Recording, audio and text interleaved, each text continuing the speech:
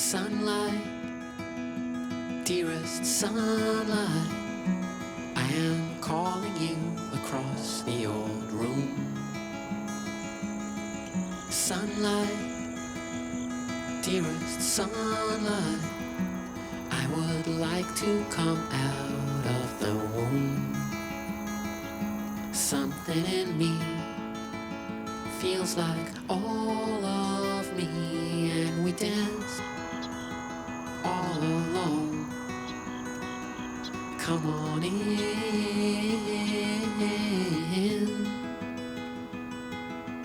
open my heart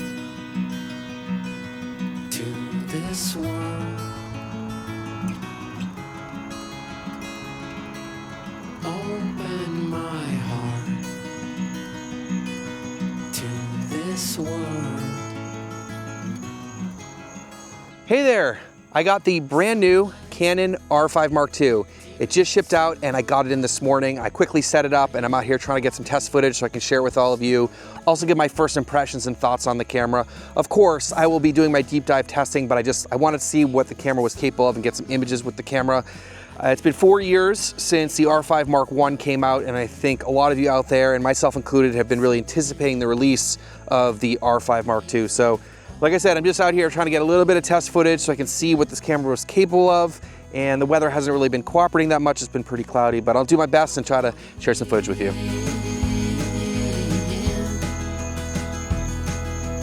Open my heart to this world.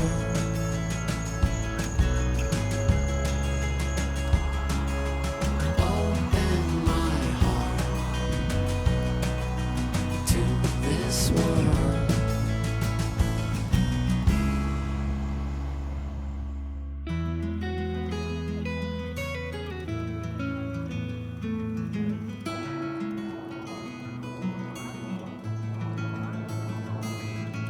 All I see is in light.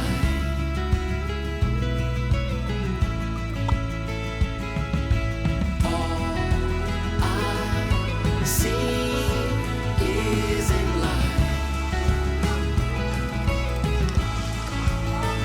Something in me feels like all of me.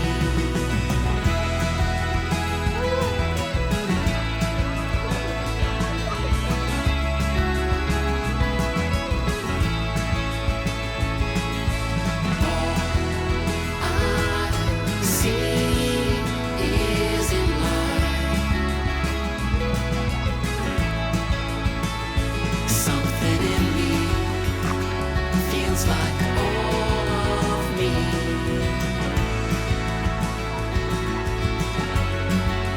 Open my heart to this world.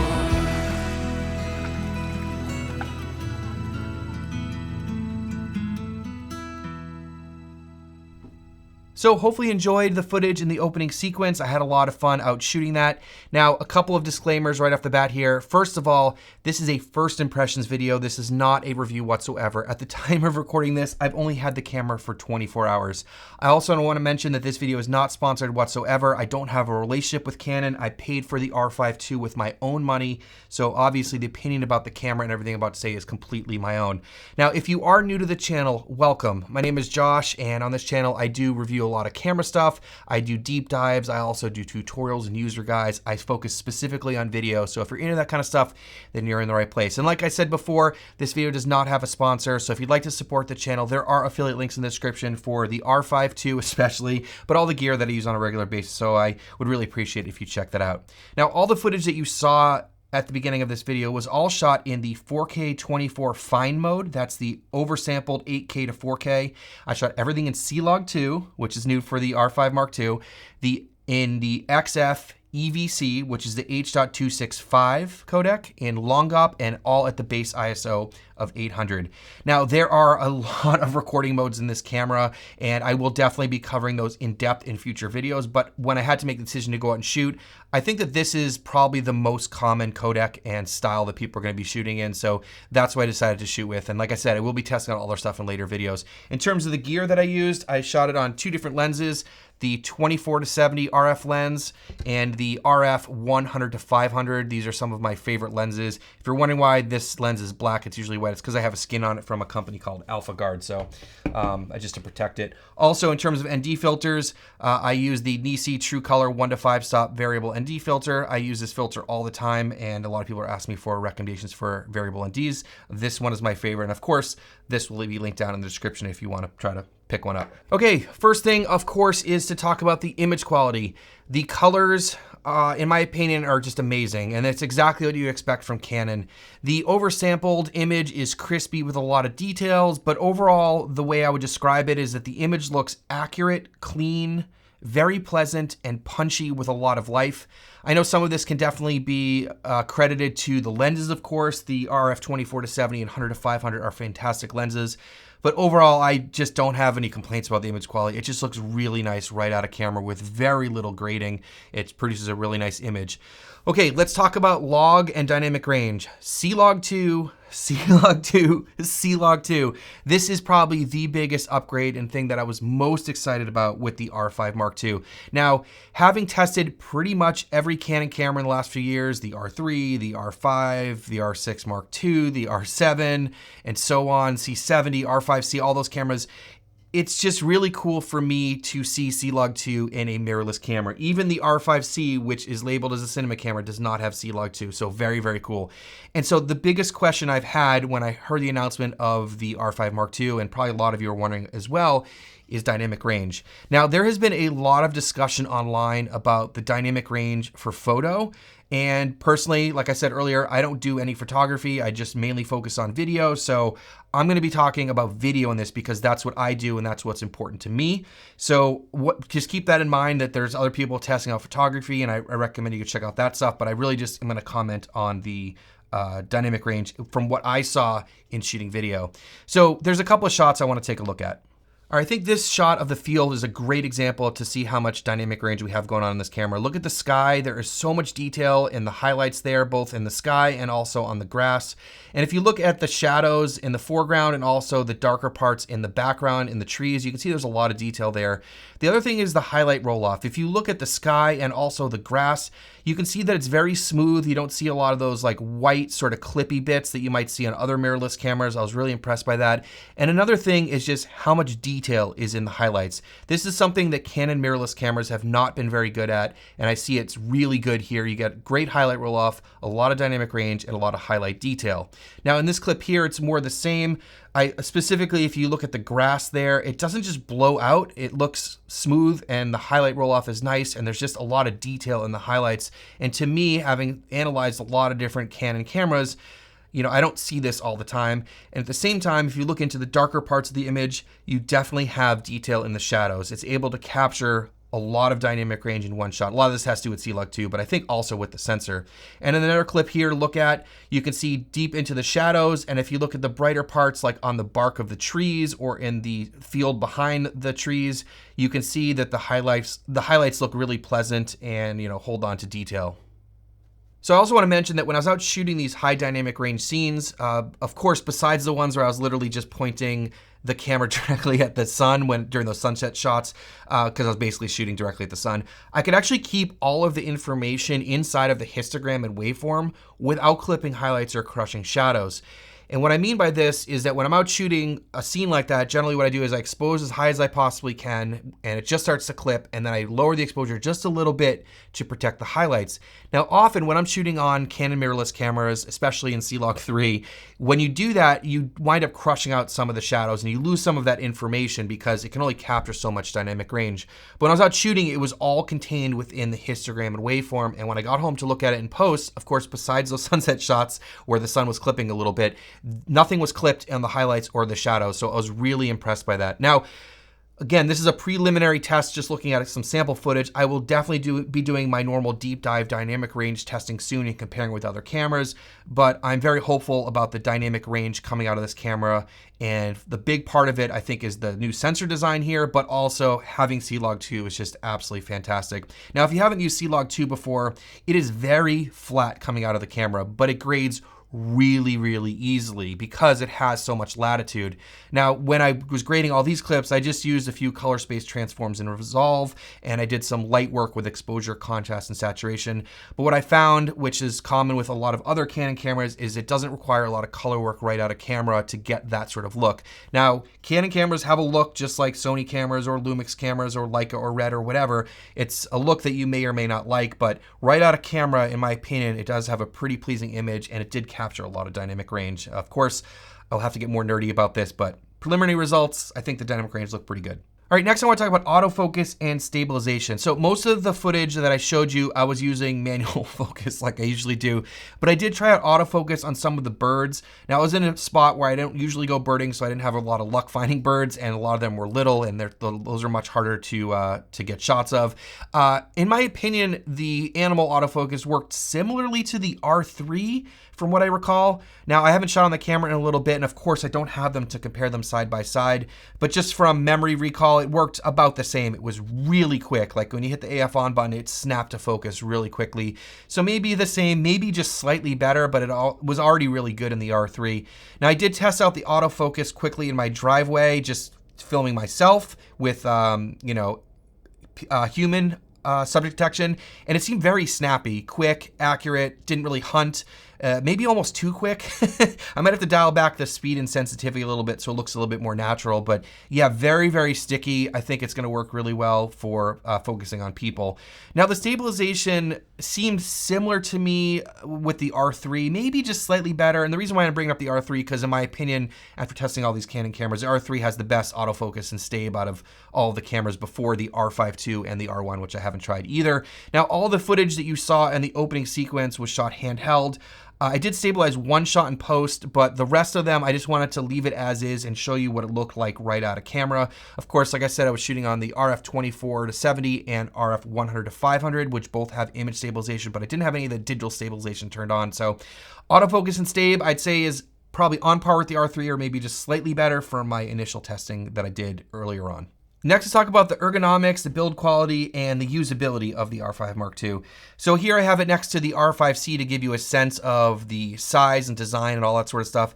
I'd say that the main design of the body is very similar to the R5C and probably also to the R5 Mark I. As you can see, the sort of main shape of the camera is very similar, minus the fan bump on the back of the R5C. But overall, I'd say they are very, very similar, both in terms of the design, the size, the grips, all that sort of stuff. They look very, very similar and have a similar feel to me personally. Specifically about the R5 II, I really enjoyed the EVF. This is the EVF, I believe it's out of the R3, which was one of my favorites to date. So I really like that. It's really, you can see how big it is and easy to see through. Also, it just looks great and it's easy to see outside. Of course, we have a really nice Canon LCD flip screen, which I believe is the same on the R5 Mark I. No complaints about that, and also the R5C. Like I said, the grip feels really good. It's nice and deep. It's comfortable. It's grippy. Sort of what you'd expect with a Canon camera. And one thing about this camera when I got it, it just made me really want to go out and shoot with it because it feels really good in the hand. A couple other things I want to point out.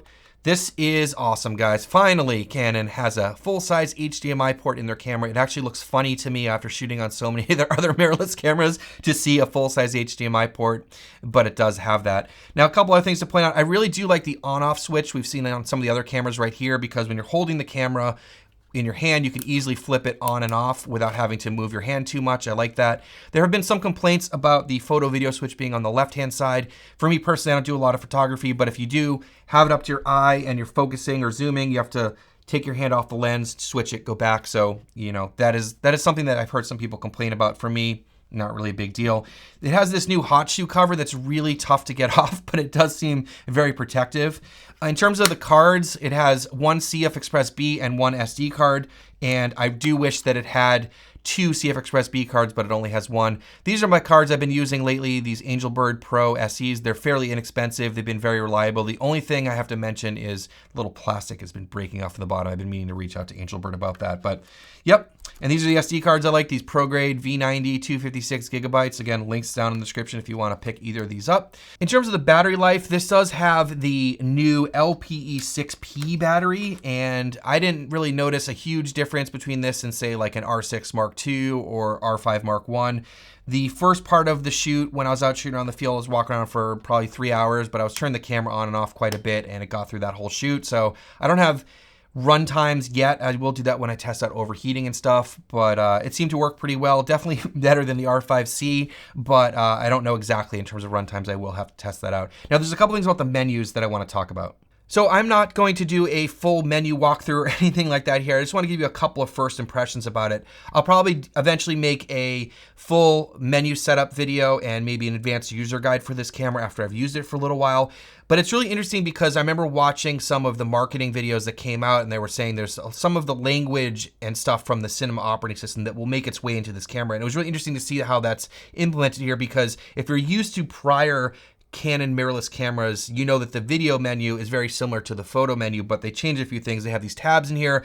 But one of the biggest things to me, which was super interesting, especially after shooting on the R5C so much in the last few years, is the custom picture. And this is how you choose your different log modes and stuff. So when you come in here, you have the custom picture files, which is how it is in the cinema operating system. So very different than it was before. And you can come in here and select Canon 709, C-Log2, C-Log3, and so on. And you can add in look files as custom LUTs, and you can edit these and all that kind of stuff. And this is, like I said, how it is in the Canon cinema operating system. So it was just interesting to see how some of that stuff was implemented, and I can't wait to dive more into the menu and share that all with you. In terms of overheating, I didn't have any issues out shooting yesterday. It wasn't a super demanding situation. I was shooting at oversampled 4K fine mode, but I was turning the camera on and off between shots. It was about 80 degrees Fahrenheit, and the sun was in and out of the clouds. But again, it wasn't super demanding, but I didn't see any overheat warning or issue or anything like that. Now, I did pick up the cooling grip, and I will test this out. So I'm curious how this will affect or help out with longer run times, especially for interviews and long form and stuff like that. So I will be testing this out and making videos about this, so keep an eye out for that.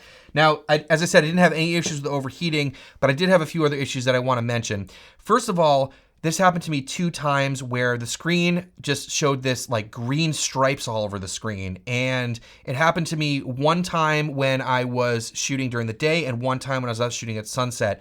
I have no idea what's going on. I turned the camera off, I turned it back on, and it was gone.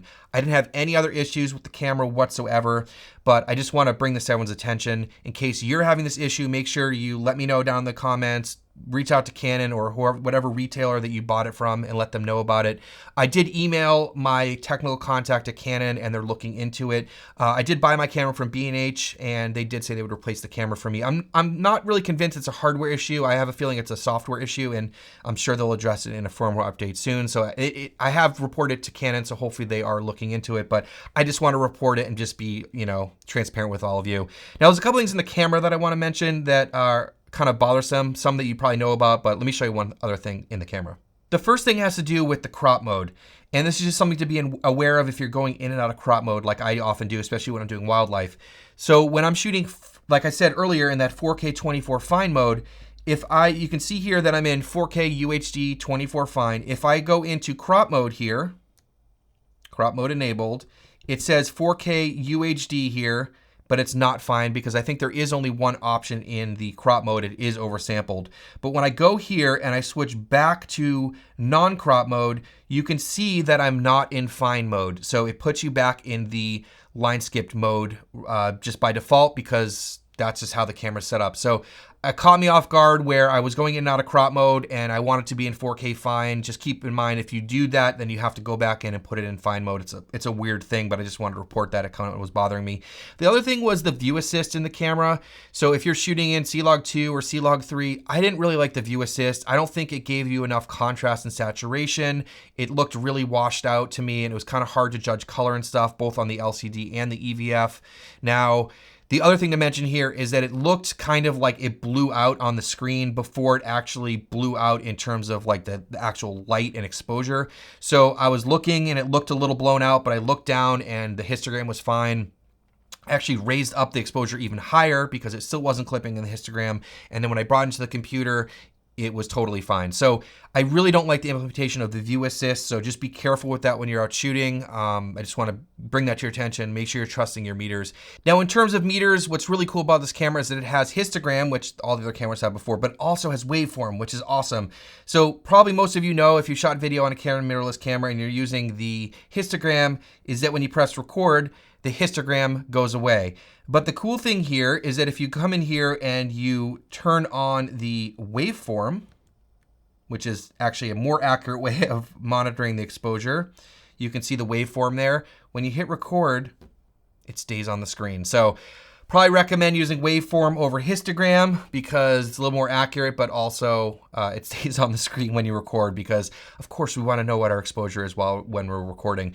The other thing I have to mention, which you probably already heard about, is this camera does have false color, but you actually can't use it when you're using view assist. So you actually have to turn view assist off before you turn false color on. I really wish when you hit false color on, it just disabled view assist automatically. It's like a two-step process. It's kind of annoying. All right, so what are my overall thoughts? Let me try to wrap this up a little bit. Keep in mind, I've had the camera for 24 hours. This is not a review. These are just my preliminary first impressions. But like I was saying earlier on with the image quality and dynamic range, I'm really impressed with the camera so far. I'm hopeful, and I think that this camera produces a really strong image. And I think the Canon, coming out and saying this camera has 16 plus stops, I think was a big statement. And I'm seeing that there is a lot of dynamic range in the camera. But of course, I'll have to do my nerdy testing to really verify that. Now, there's two things I want you to keep in mind about the R5 Mark II. This is a photo hybrid camera. This is not a cinema camera. This is not a dedicated video camera. There are cameras that can do that stuff better than this camera. I think there will be limitations for overheating and run times and stuff like that. And the other thing is, this is an expensive camera. At the time of release, this camera is $4,300, which is a lot of money, especially when you factor in buying new LPE 6P batteries and maybe also buying a cooling grip. This puts it up to almost a $5,000 purchase. And when you get up to that point, if you're thinking video cameras, you might be thinking about a cheaper R5C, which you can get used, or maybe a C70, which you can also buy used for less money than that. So just keep in mind, this is a pretty expensive camera. This is a camera that I've been, like I said earlier on, very much looking forward to for many years. I'm going to be using this to make content about on YouTube, but I'm also going to try to put this to use in any of the client work that I have coming up in the next few weeks and few months. So I will be putting this camera to work as a video camera. Now, I will be doing a lot of videos and deep dives into this camera, dynamic range, low light overheating, the RAW capabilities, especially that new 4K SRAW, etc. I'll also be making tutorials and guides, so if you're looking for any of that information, please hit subscribe down below so you don't miss that.